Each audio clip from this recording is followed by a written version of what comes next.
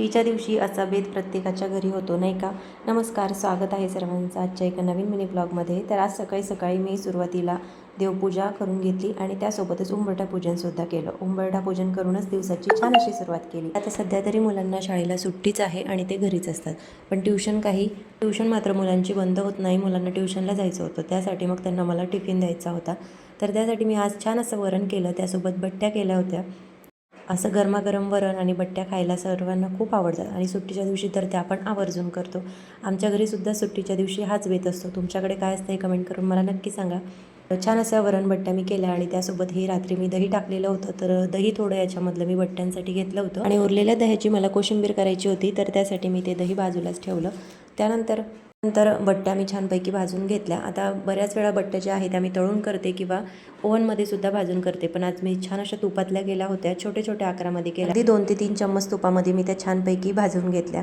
त्यानंतर मुलांचा टिफिन तयार झाला होता. आता सकाळी काहीतरी खायचं म्हणून मुलांचं चाललं होतं, तर त्यांना छान असं टरबूज मी कट करून दिलं आणि खरबूजसुद्धा होतं, तर दोन्हीही छान असे बारीक कट करून मी त्यांना खायला दिले.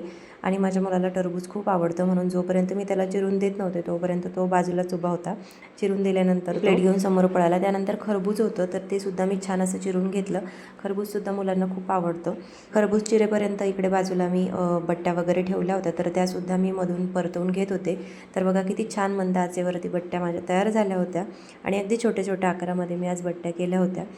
फळं वगैरे चिरून झाली, त्यानंतर त्याची जी सालं आहे ती मी टाकून दिली आणि त्यानंतर छान अशी चिरलेली फळं मुलांना खायला दिली. त्यानंतर गॅस ओट्यावरती भरपूर अशी भांडी आजची पडलेली होती, ती आधी घासून घेतली, कारण एवढी सगळी भांडी पडली की कधी एकदा ती घासते आणि कधी नाही असं मला होतं.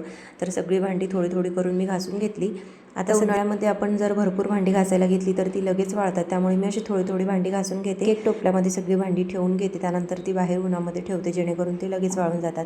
तर छान अशी सगळी भांडी घासून घेतली. गॅस ओटा थोडा खराब झालेला होता, कारण वरण बट्ट्या केल्या होत्या, तर सगळे आजूबाजूला खराब झालेलं होतं. ते सगळं स्वच्छ करून घेतलं. गॅस छानपैकी घासून घेतला, स्वच्छ पाण्याने धुवून घेतला. आज तर गॅसला मी छान अशी आंघोळच घातली आणि त्यानंतर मग गॅस ओटासुद्धा थोडा खराब झालेला होता, तो सुद्धा स्वच्छ करून घेतला. आणि आता तुम्ही बघू शकता किती छानपैकी किचन जे आहे तर ते मी स्वच्छ करून घेतलं होतं. किचन वगैरे छान पुसून घेतलं. त्यानंतर आम्ही जेवायला बसलो आणि जेवायला बसतानाच एक पार्सल आलं, तर ते घ्यायला माझा मुलगा बाहेर गेला होता आणि पार्सल घेऊन आला. पण आल्या आल्या त्याने दोन्ही पार्सल फोडले आणि त्यानंतर लगेच बघितलं की आतमध्ये काय आहे, पण त्याच्या कामाची वस्तू नसल्यामुळे त्याने ते फारसं काही बघितलं नाही आणि बाजूला ठेवून दिलं. त्याला चला, आजचा ब्लॉग मी इथेच थांबवते. व्हिडिओ आवडला असेल तर एक लाईक नक्की करा. परत भेटूया एका नवीन मिनी ब्लॉगमध्ये. तोपर्यंत बाय.